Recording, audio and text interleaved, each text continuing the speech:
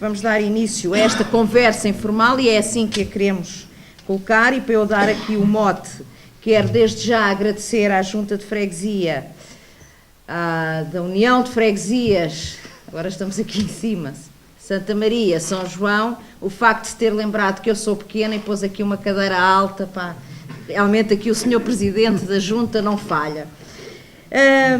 O amigo e camarada que temos entre nós hoje é o Pedro Ribeiro, também autarca, é Presidente da Câmara de Almeirim e é Presidente da Comunidade Intermunicipal da Lesíria. Para falarmos precisamente das questões do intermunicipalismo, aquilo que está a ser feito ao poder local, isto, claro, vai nos levar para outro tipo de questões, a regionalização, vamos se calhar falar inevitavelmente da Lei 75 e do estrangulamento que as autarquias estão a passar neste momento, que em muitos casos pode colocar em causa aquilo que é a prestação e a missão de uma autarquia, mas para falarmos disto tudo de uma forma descomplexada, conversa, corrida, que assim é que é mais agradável e aprende-se muito mais. Eu passo já a palavra ao Pedro Ribeiro. E obrigada, Pedro, por estares entre nós. Obrigada. Bem, boa noite a todos. Obrigada pelo convite e dizer-vos que eu já não vinha a tomar como terra socialista há 16 anos e qualquer coisa. Portanto, é bom voltar com... Quer dizer, vim cá, entretanto, mas é bom naturalmente voltar e poder dizer que a Presidente de Câmara de Tomar é uma camarada nossa e, portanto, isso deixa-nos naturalmente que contentes, e queria aproveitar para dar os parabéns à Anabela pelo resultado eleitoral. Há sempre uns atrasados no meio disto tudo. São daqueles que ainda estão habituados à meia hora. Estão habituados à nova regra. Às novas regras. Quando me fizeram o convite para falar sobre as questões do intermunicipalismo, portanto, como a Anabela disse, eu sou também o Presidente da Comunidade Intermunicipal da Lesíria do Tejo. Eu quero falar desse intermunicipalismo, mas não posso deixar de falar daquilo que é hoje o ponto de situação das autarquias locais, daquilo que se vai dizendo dos autarcas, e eu eventualmente começava até por aqui. Durante muitos anos, os autarcas foram tidos como uns políticos à parte. A população reconhecia isso, eu acho que ainda hoje reconhece, e quando se fala dos políticos em geral, a imagem não é favorável. Quando se fala dos autarcas em geral, a imagem já não é favorável, mas se nós falarmos, e na maioria dos casos, ou na esmagadora maioria dos casos, mas fala lá do seu Presidente de Junta ou do seu Presidente de Câmara, a coisa aí muda de figura. E aquilo que se passou, e não é ingenuamente, aquilo que se passou foi nos últimos anos, com este governo, muito com este governo, mas também com governos do Partido Socialista, foi uma tentativa de menosprezar os autarcas, dizendo que eles eram bons a fazer rotundas e pavilhões e pouco mais do que isso, dizendo que eram gastadores porque não sabiam gerir, e, portanto, nós tínhamos que criar leis para disciplinar os autarcas, tínhamos que limitar os mandatos dos autarcas, que, diga-se de passagem, são, na prática, os únicos que têm essa limitação. Os presidentes dos governos regionais não têm. Também é verdade que tem o primeiro-ministro, mas como em Portugal nunca nenhum ganhou 3 eleições, é claramente uma falsa questão. E, portanto, limita-se os presidentes de junta, os presidentes de Câmara, e independentemente de haver aqui, com certeza, gente que é a favor ou gente que é contra, eu acho que o problema é o princípio. E, portanto, ou era para todos, ou não era para nenhum, porque muito mais poder têm os senhores deputados e têm, sobretudo, os adjuntos, os assessores e mais uma série de gente que anda nos corredores do poder e que mude o governo do PS para o PSD, seja uma coligação do PSD com o CDS, continuam todos a ser os mesmos e a influenciar aquilo que são a feitura das leis, muito mais poder têm eles do que têm os autarcas. Mas isto tudo para vos dizer que tem havido, ao longo destes últimos anos, realmente aqui uma campanha contra as autarquias, contra os autarcas, e como eu disse há pouco, é preciso disciplinar isto. E então, como é que isto se disciplina? Com uma famosa lei que vocês com certeza já ouviram falar, os autarcas já ouviram falar dela todos, que é a lei dos compromissos e dos pagamentos em atraso.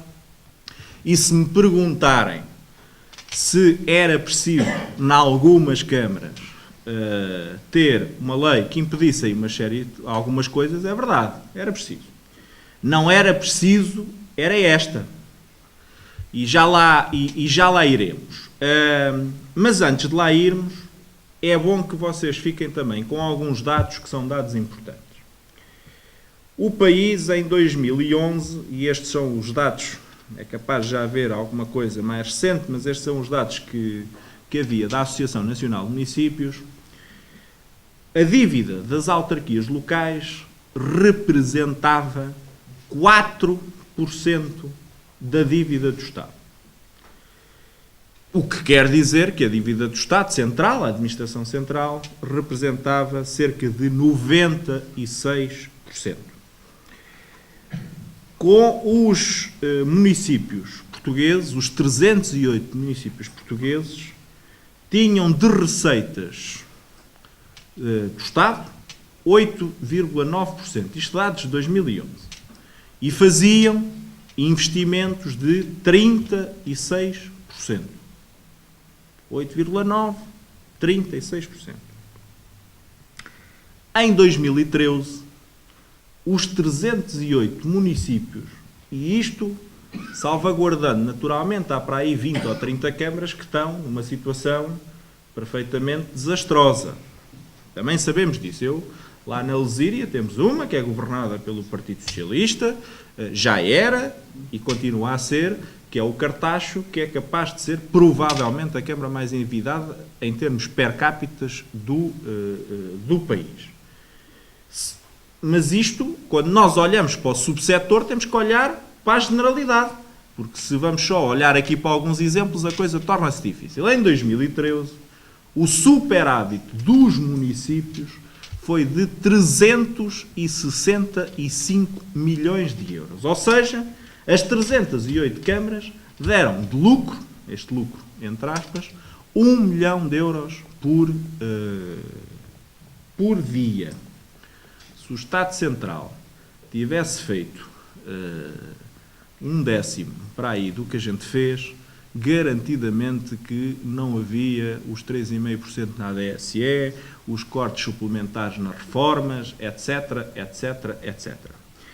E eu digo-vos isto porque nós temos que perceber, e já vamos chegar à questão do intermunicipalismo, há uma estratégia do PSD e do CDS em relação às questões autárquicas. E, portanto, apesar daquilo que a comunicação social nacional andou a intoxicar as pessoas dizendo que são os gastadores, lá vem o exemplo do Isaltino e de outros mais, etc, etc, etc, estes são os números. E ainda ninguém veio desmentir estes números. A questão da lei dos compromissos, que foi dada como, portanto, a Troika supostamente exigiu, e foi dada com um grande exemplo daquilo que era uma boa gestão, é uma coisa, se me disserem, nós devemos pagar a 30 dias, a 60 dias, no máximo a 90 dias, obviamente que devemos pagar. O Estado deve pagar assim? Deve. Mas é o Estado todo, já agora. Não é? Portanto, dava jeito que, nomeadamente o Estado Central, pagasse às câmaras também em 90 dias. Umas ideias nossas. Mas a verdade é que aquilo foi feito de uma forma, para vos dar um exemplo, e para quem não está no mundo autárquico, eu tenho um problema com um carro de recolha de lixo. E até tenho fundos disponíveis, que é lá uma outra questão, e preciso mandar arranjar o veículo. E é um arranjo de 200 euros, 300 euros, 400 euros.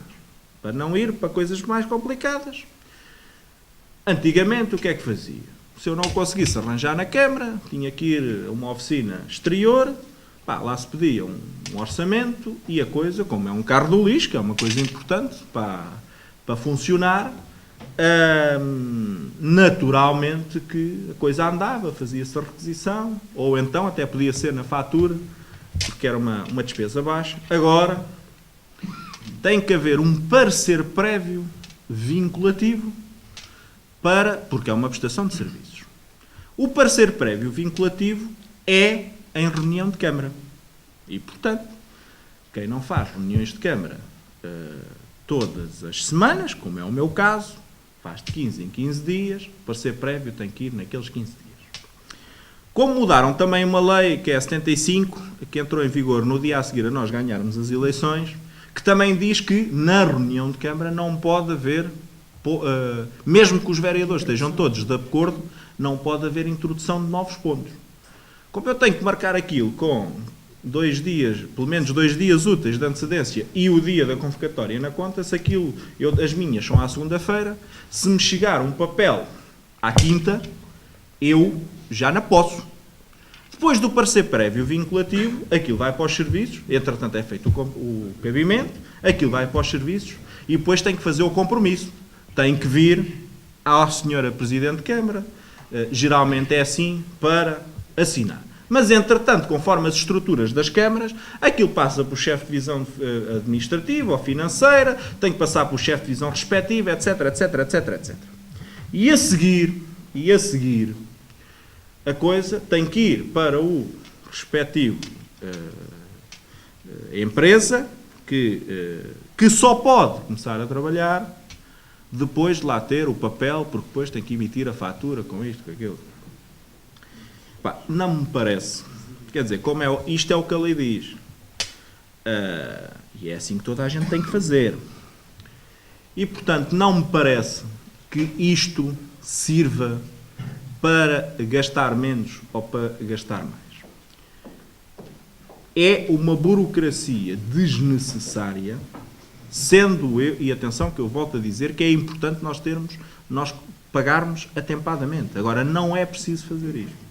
Como também não é preciso, e há uma coisa que se chama fundos disponíveis, e os fundos disponíveis na prática é dizer, eu só posso gastar se tiver aqui uma determinada, é uma almofada, portanto, se eu tiver dinheiro que vai entrar, eu posso gastar. Não é possível ter fundos disponíveis ou utilizar isso, por exemplo, para obras, e vou-vos dar aqui um exemplo. Eu tenho 200 mil euros para fazer uma obra. E essa obra custa 1 milhão de euros. Mas eu sei que tenho 85% ou 80% de fundos comunitários. Portanto, na prática, aquilo que eu vou efetivamente gastar são 200 mil euros, não é 1 milhão. Com esta lei, eu tenho que comprometer 1 milhão de euros, tenho que usar os ditos fundos disponíveis de 1 milhão de euros, sabendo eu que não vou gastar esse dinheiro, e o Estado também sabe. Isto serviu para quê? Isto serviu claramente para uma estratégia do PSD e do CDS que se chamava de arrefecimento da economia. Nós tínhamos que empobrecer todos. Portanto, arrefecendo a economia, nós empobrecíamos todos. E isto não é uma estratégia qualquer. Como também disse que as questões desta lei dos compromissos não é uma estratégia qualquer. Como também não foi uma estratégia nomeadamente as unificações, e vocês tiveram aqui algumas, as unificações das freguesias rurais, também não é uma estratégia qualquer. A estratégia é simples. É retirar o Estado de tudo aquilo que é a sua presença. Quanto menos Estado houver, melhor para estes senhores. Porque, sem Estado, as pessoas vão se esquecendo que o Estado existe e, portanto, aquele individualismo, aquela ideia de que tudo se faz sem o Estado, é aquilo que eles querem. Portanto, isto não foi para servir os interesses da Troika, não foi para gastar menos dinheiro, porque está provado que não se gasta menos dinheiro. O meu concelho só tinha 4 freguesias e, portanto, nós não fomos abrangidos por esta redução. Mas eu tenho uma freguesia que tem 500 habitantes, que na altura em que aquilo era para ser 3, era a que acabava, e eu fiz contas, eu colocando lá um funcionário da Câmara a substituir as 3 pessoas do Executivo, o funcionário da Câmara custava muito mais dinheiro, porque eu teria que lá ter alguém, porque aquilo era feito pelo Executivo, custava mais dinheiro do que custavam os eleitos todos. E mais. E o funcionário estava lá das 8 às 4 ou das 9 às 5, conforme o horário, aos sábados e aos domingos não estava, e os eleitos locais estão lá 24 horas por dia, como os seus presidentes junto, autarcas de freguesia, sabem bem. Resolvendo coisas, pressionando, dando a cara. E, portanto, se não há nenhum motivo financeiro para acabar, o motivo é político. E é retirar. Já se retirou as escolas, os centros de saúde, o CTT, etc, etc, etc. E, portanto, tira-se a junta de freguesia e qualquer dia o Estado não existe, as pessoas esquecem-se do Estado e é isto que estes senhores querem. Portanto, esta coisa de Partido Social Democrata, a social-democracia não foi posta na gaveta, foi enterrada aí num cemitério qualquer, já se esqueceram até qual foi o cemitério, com certeza, e, portanto, claramente, isto tem tudo um objetivo. Como também, e eu agora ia passar aqui para a questão mais do intermunicipalismo. Esta história do intermunicipalismo começou com uma... Portanto, nós começámos que há uns anos a ter... As câmaras foram-se associando com as associações de municípios, que é bem pensado, é útil para toda a gente. E, entretanto, um senhor que eu penso que vocês conhecerão razoavelmente bem, que dá pelo nome de Dr. Miguel Relvas. Eu não sei, pronto, o doutor não faz parte do nome, peço desculpa. Só Miguel Relvas. Quando era secretário de Estado das autarquias locais, resolveu mudar o nome das associações de municípios e chamar-lhes comunidades urbanas. E esta era a grande revolução do panorama autárquico, porque as comunidades urbanas iam fazer a ligação entre aquilo que é a administração central e aquilo que é a administração local. Felizmente para o país, ele teve pouco tempo como secretário de Estado, e para os autarcas também, essa ideia daquilo que era acabou, voltámos outra vez, entretanto, com o governo do Partido Socialista, às comunidades intermunicipais, mas a verdade é que com este governo revisitou-se, não lhe mudaram o nome, mas claramente quiseram lhe dar uma série de competências. O que é que andam a fazer ou o que é que querem fazer? Supostamente querem tirar do Estado algumas competências e colocá-las nas comunidades intermunicipais e querem tirar muitas competências das câmaras e colocá-las nas comunidades intermunicipais. E dir-me-ão vocês, mas isso não será mau, uma vez que isto é uma estrutura intermédia. Se várias câmaras estiverem associadas e puderem ganhar com isso, não é mau. À partida não é. Qual é o pequenino problema que isto tem? Eu sou o presidente da comunidade intermunicipal da Lesíria, mas fui eleito pelos presidentes de Câmara da Lesíria. E para ser presidente da comunidade intermunicipal da Lesíria tem que ser presidente de Câmara. Quem votou em mim foram os meus munícipes. os de Salvaterra, Santarém, Benavente, etc., não votaram em mim. Portanto, quando agora, com a discussão dos fundos comunitários, nós estamos a querer fazer estratégias territoriais integradas, dizendo assim, organizem-se lá, porque vocês têm que pensar a região. Nós pensamos a região, mas cada um de nós pensa naturalmente no seu concelho. É assim. Se perguntar aqui aos presidentes de junta que cá estão, se eles pensam o concelho, eles pensam. Mas quando vão negociar aqui com a senhora Presidente de Câmara, negociam para a sua freguesia, como é óbvio. Eles até podem estar todos organizados e perceber que, se estiverem juntos em algumas matérias, isto é importante. Sim, senhora. Mas a verdade é que cada um está preocupado com o seu concelho. Como é natural. Ora bem, se nós estamos a tirar competências às câmaras por baixo e a colocá-las nestas comunidades intermunicipais, se supostamente vamos transferir algumas do governo, porque essas é só no supostamente, eu tenho muitas dúvidas que isto vá funcionar. E mais uma vez, quem fica mal na fotografia são os autarcas. E isto interessa a quem? Há 3 países na União Europeia que não têm regiões. Por acaso, com certeza por acaso, são Portugal, a Grécia e a Irlanda. Mas eu estou claramente convencido que é só por acaso. Mas depois a gente diz assim, mas as regiões é um problema, porque as regiões custam muito dinheiro. Então já viram agora, parlamentos regionais, vejam lá o que é que acontece em Espanha, executivos, vejam o caso da Madeira e dos Açores, etc. Por acaso aí depois a coisa também corre mal, porque como os Açores, a coisa tem sido muito bem governada. A Madeira é que é um mau exemplo, portanto aí na corre bem.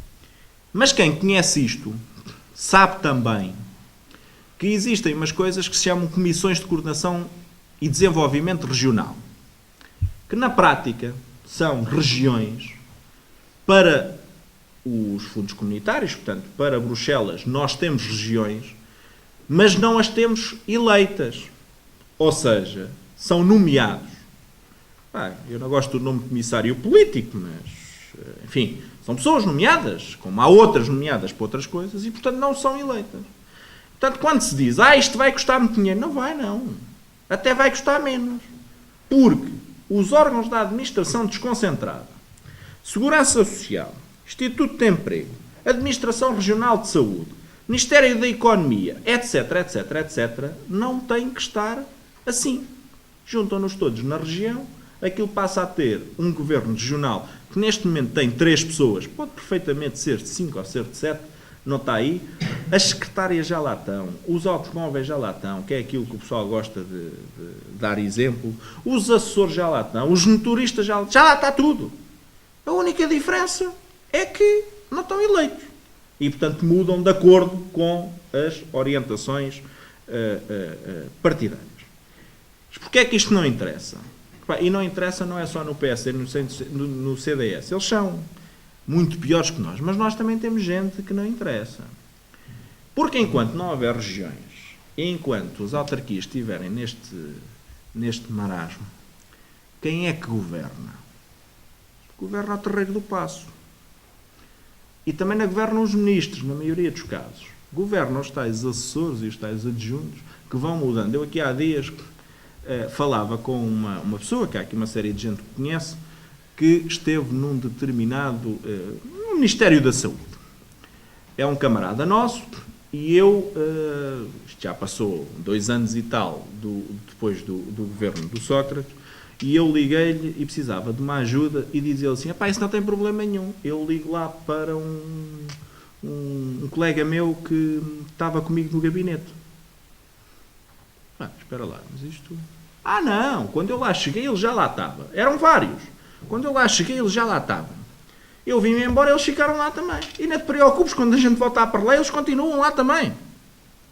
Os grandes especialistas, que são quem assessoreia os ministros, os secretários de Estado, na feitura das leis, etc, etc, etc.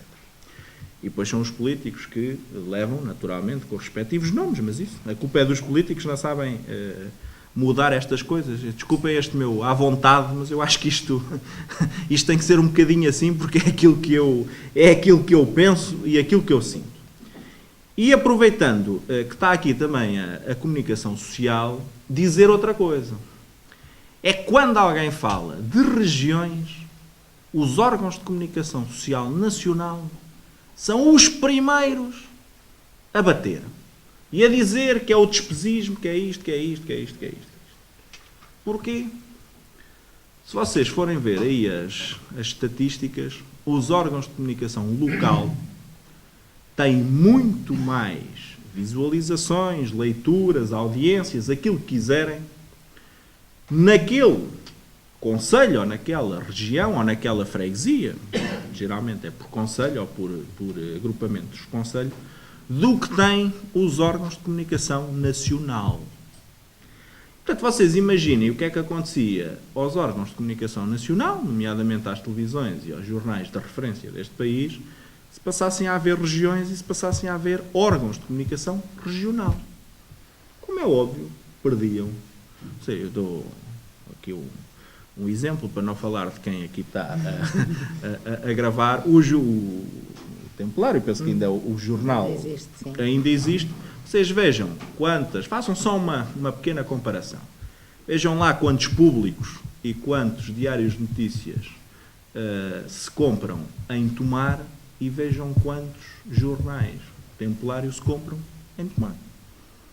E provavelmente o Público, que é um jornal de referência da política, onde toda a gente quer aparecer, aquilo só se lê, deve-se ler pouco mais que na Assembleia da República, mas não interessa.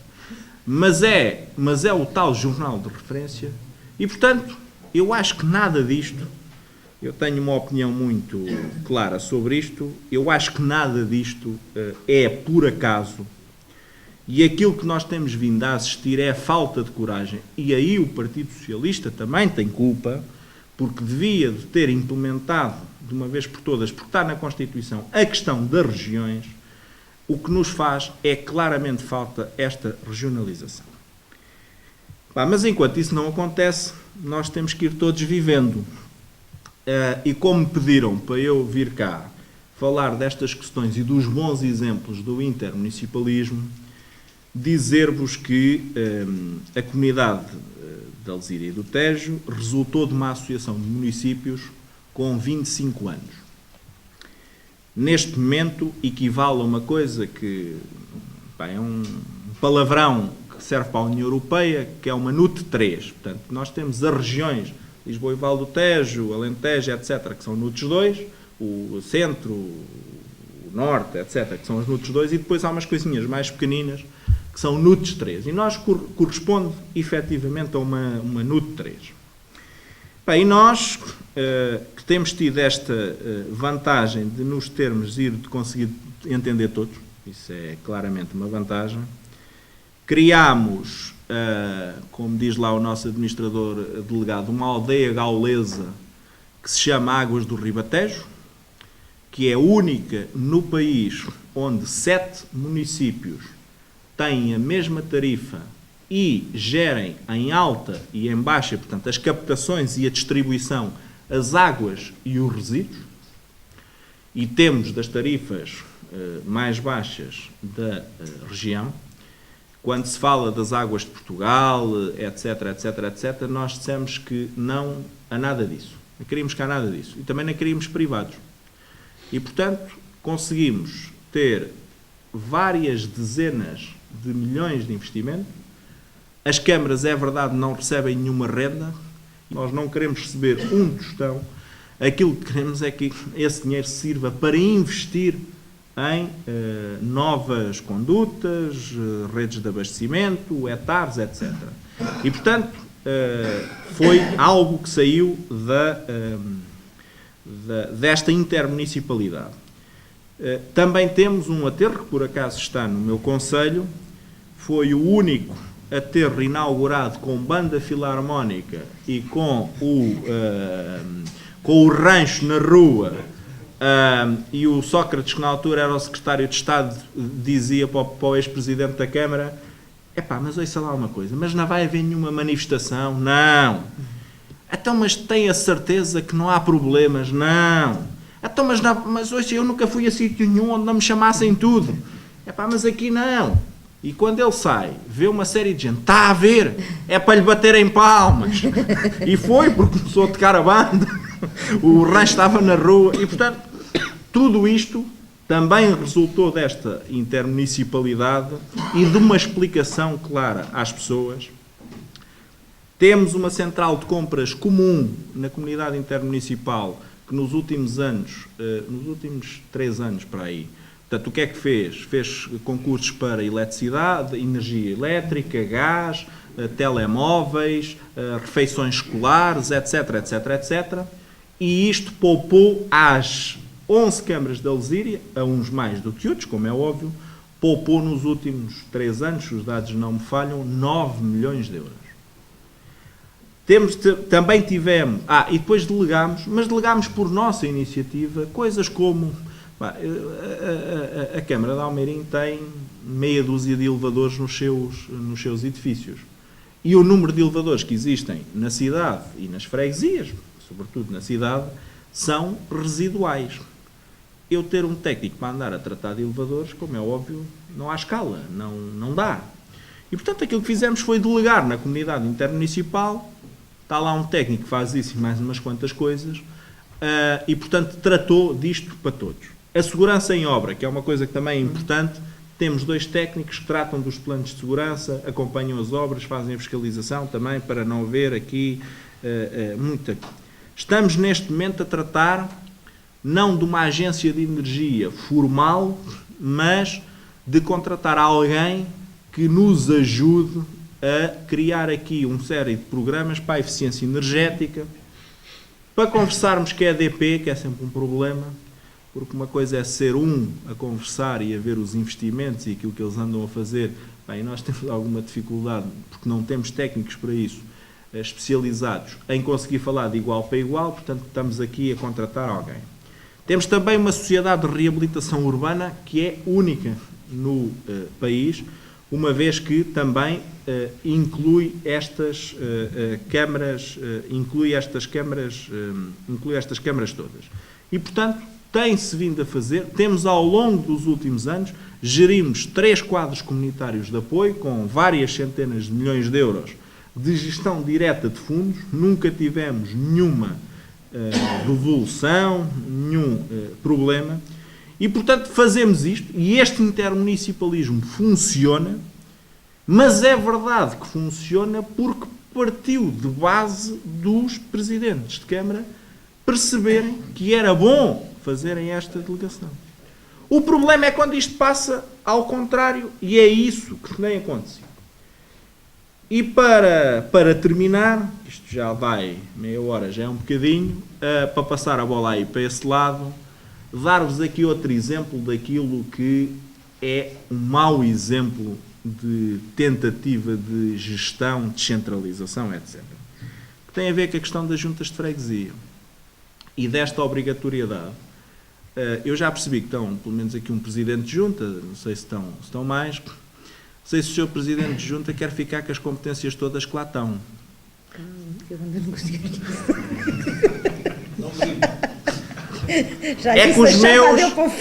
É que os meus não querem. Não, os meus não querem.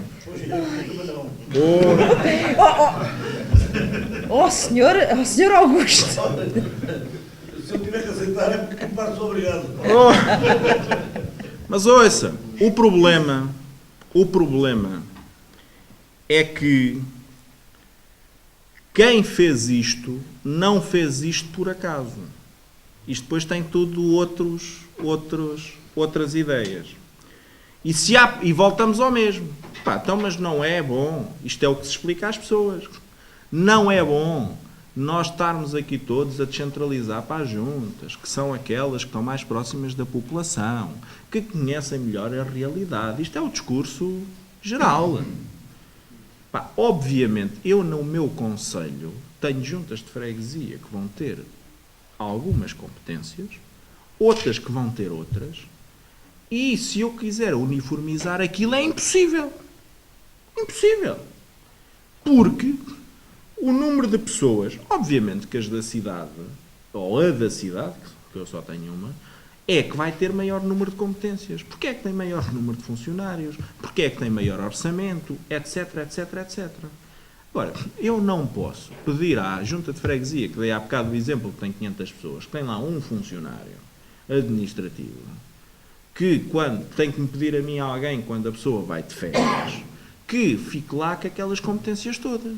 Não é possível. Não é possível.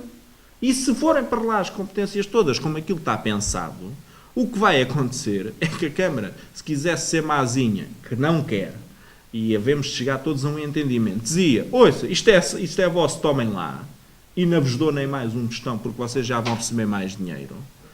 Mas, e eles diziam, e agora? O que é que eu faço? E quem é que ficava mal no meio disto? Vou acabar como comecei. Ficavam os senhores autarcas. E o que é que isto interessa a muita gente? E ficando os senhores autarcas, fica quem? Fica o Estado. E vai-se dizendo, estão a ver, a administração do Estado é uma desgraça. O melhor é a gente privatizar. Já faltou pouco para quererem privatizar as câmaras e as juntas de freguesia. Já faltou. Mas já lhes fiz uma proposta diferente. Que era voltarmos aos tempos dos regedores e dos administradores de concelho. O Cavaco, em tempos, teve uma ideia dessas, que era nomear os presidentes de Câmara. Pá, mas também era mais fácil. Era mais fácil. Agora, a questão é esta. Aquilo que se tem vindo a fazer não é inocente. Tem uma estratégia. E a estratégia é dizer que tudo aquilo que é público é mau. Que tudo aquilo que é público não presta. Que tudo aquilo que é público é feito por gente desqualificada que só quer ganhar o ordenado e não sabe fazer mais nada. Tem sido assim na área da saúde, da educação, das autarquias. É assim que querem fazer com a segurança social, dizendo que não é preciso, portanto, privatize. É assim com as questões das águas, dos lixos. É assim que fizeram com a venda do resto das empresas, das EDPs, da RANDs, do CTT, etc, etc, etc. Mas realmente tudo o que é público para esta gente é muito mau. Bem, eu tenho visto os últimos dados dos resultados dos bancos, que supostamente são um exemplo de gestão privada, e cada vez que a gente olha para aquilo é sempre às centenas de milhões. E também, ainda ninguém me conseguiu explicar como é que é aquela gestão de uma coisa que dava pelo nome de BPN. A dúvida que eu tenho. Epá, e que raio de gestão era essa que conseguiu comprar ações de um determinado político português sem estarem na bolsa, com um lucro muito grande, através de uma carta que dizia eu quero vender ações. Epá, eu sei que o Sr. Presidente da República, de quem estou a falar, não tem naturalmente que dar explicações a ninguém. Mas eu, pelo menos, vou perguntando. Pode ser que alguém algum dia me explique. E para terminar a gestão privada, vou-vos dar um exemplozinho que tenho conhecimento. É um exemplo local de um conjunto de imóveis que estão aí num daqueles veículos de investimento. Aquelas empresas tóxicas que foram criadas, ou aquelas empresas que foram criadas para ficar com os ativos tóxicos. Qualquer um dos senhores e das senhoras, se tiver um empréstimo para uma casa e se a seguir não conseguir pagar o empréstimo, o banco vem-vos buscar a casa, vende-vos a casa no mercado e se vocês estão a dever 50 e eles vendem por 40, vocês ficam a pagar os outros 10. Que, entre outras coisas, é uma imoralidade que este governo também não a quis resolver, porque o banco, quando emprestou, sabia bem o que é que estava a fazer. Portanto, se o quis ganhar de uma maneira, também tinha que correr o risco. Mas isso é outra história. Mas a verdade é que, quando isto passa para aqueles fundos imobiliários, e eu tenho um conjunto de imóveis que supostamente valem uns quantos milhões, eu fui buscar esse dinheiro, gastei o dinheiro e agora só tenho os imóveis, eu quando chego ao banco para pagar o empréstimo tenho duas hipóteses: ou agarro no dinheiro, que não o tenho, ou então tenho cá os bens. Mas os bens valem mais ou valem menos conforme as avaliações. Uma coisa que se chama dação em pagamento. Coisa que o banco aos particulares não faz. Mas a certos fundos e a certas coisas vai fazendo. E então, se aquilo for valorizado de uma determinada maneira, eu entrego o bem, aquilo é valorizado, eu limpo as minhas mãozinhas, aquilo vai para o fundo, ou para este veículo financeiro que o há de vender um dia. O problema é que quando ele o vender, vai vendê-lo ao preço de mercado. E esse preço de mercado há de ser, nas contas que eu fiz, para aí 4 vezes menos. Alguém paga. Nós todos. O exemplo que eu tenho é só de um caso particular numa zona industrial, em que o preço de venda é a um determinado valor e aquilo está valorizado por quase 4 vezes mais. E, portanto, a dita gestão privada, fantástica, maravilhosa, custou, só com esta coisa que se chama BPN, 7 mil milhões. Vocês já viram alguém ser indiciado, além do Oliveira e Costa, já viram algum assessor, algum membro do PSD, que parece que eram não sei quantos que lá estavam, ser molestado em alguma coisa? Alguém falou do Dias Loureiro ou de outros que tais? Ninguém abriu a boca. E nós vamos pagar 7 mil milhões de euros só para comparar o rendimento social de inserção, aquilo que a direita diz que é o maior dos gastos, uma pouca vergonha, uma coisa que é dar dinheiro a quem não faz nada, custa por ano 250 milhões.